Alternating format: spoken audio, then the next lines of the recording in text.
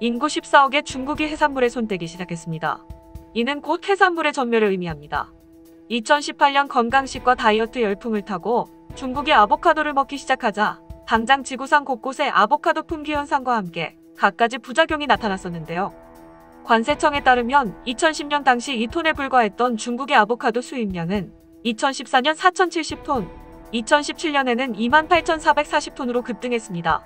엄청난 아보카도 수요가 발생을 하고 비싼 값으로 팔리는 아보카도가 돈이 되자 너도 나도 나무를 베어내고 농장을 만들었는데요. 매년 여의도 면적의 30배 이상의 산림이 없어진다고 합니다. 또 아보카도 재배에는 물이 어마어마하게 들어가는데요. 아보카도 하나를 키우는 데 드는 물의 양은 320리터로 성인 160명이 하루에 마실 수 있는 양입니다. 아보카도를 키우기 위해 불법 용수 파이프를 설치하고 우물도 파서 주변에 물이라는 물은 죄다 끌어다 습니다. 실제 강이 흘렀던 칠레의 마을은 아보카도 농장으로 인해 강줄기는 말라버리고 대신 급수 트럭으로 물을 받아 쓰는 처지가 되었다고 합니다. 아보카도는 전 세계적으로 열풍이었기 때문에 중국이 나쁘다는 것이 아니라 중국이 손대기 시작하면 산림 파괴, 물 부족, 지구온난화의 환경 파괴에 막대한 영향을 끼치게 된다는 것이죠. 그런 중국이 해산물을 먹기 시작했습니다. 중국은 원래 날 것, 날생선을 먹는 문화가 아니었습니다. 수입으로 들여오던 생선회를 조금씩 먹기 시작하고 해외 유학파나 중산층에서 회나 해산물 요리를 고급 요리로 받아들이면서 하나의 트렌드처럼 해산물 요리가 인기를 끌고 있습니다. 현재는 전 세계 수산물의 40% 이상을 중국에서 소비하고 있습니다. 문제는 없으면 먹지 말든가 수입해서 먹는 것으로 만족해야 하는데 눈에 불을 켜고 온갖 불법을 개의치 않고 온 지구상의 물고기를 싹 쓸어간다는 것입니다.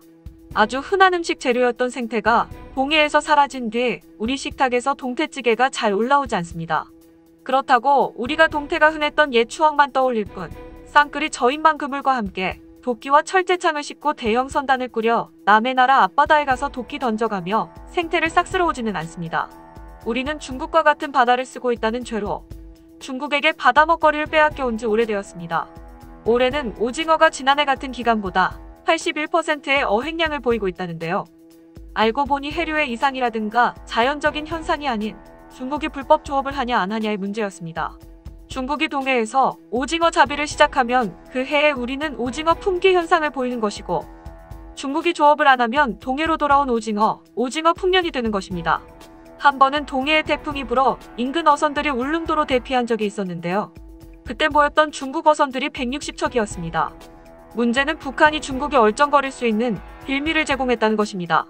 북한은 약 330억 정도의 서해 조업권을 팔았고 2016년 통치자금이 부족해지자 동해 NLL 부근 조업권도 중국에 팔았습니다. 깡패 같은 중국 어선에 밀려 정작 북한의 어선은 더 멀리 나가 조업할 수밖에 없는데요. 그네 조업용인 목조선 위주인 배는 정비 문제로 고장나게 일수이거나 연료가 바닥나 돌아가지 못하는 상황이 생긴다고 합니다. 이렇게 해서 조난당한 북한 유령선은 떠돌다 러시아나 일본 연해로 흘러들어갑니다. 이런 유령선이 최근 5년간 500척이며 2019년에만 158척이 발견되었다고 합니다. 돌아오지 못한 어부들 때문에 실제로 청진 등 북한 해안 도시에는 과부마을이 생겼다고 합니다. 더 놀라운 것은 북한으로부터 조업권을 사들여 재미를 본 중국이 우리나라 서해를 사려고 했던 사실이 드러나 충격을 주고 있습니다.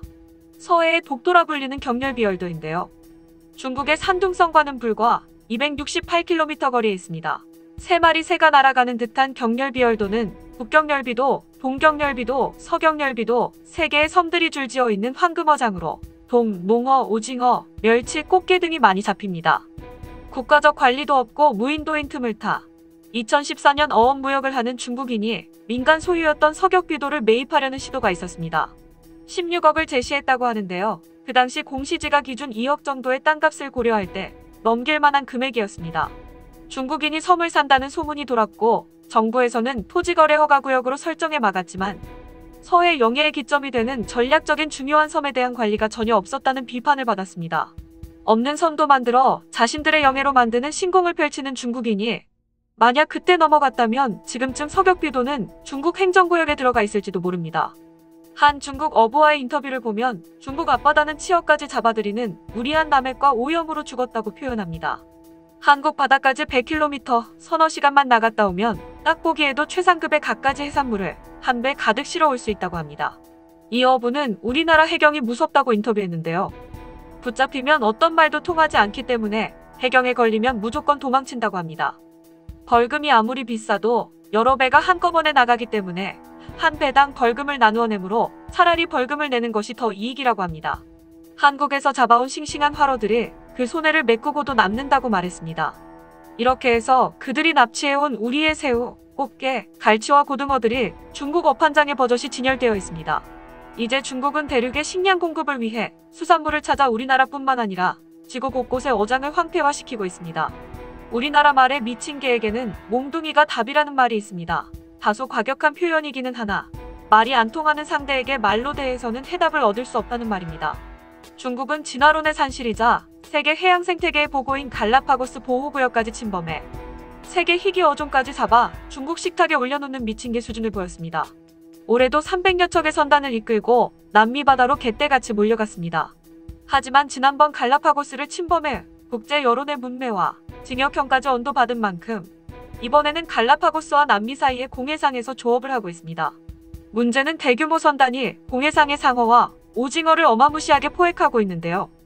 미 외교 전문지 포린 폴리시는 현재 어부들이 1년에 걸쳐 잡을 수산물을 중국 어선들은 일주일 안에 잡는다고 설명하며 남미 국가들의 어업 종사자들이 생존권을 위협받는 수준이라고 전했습니다.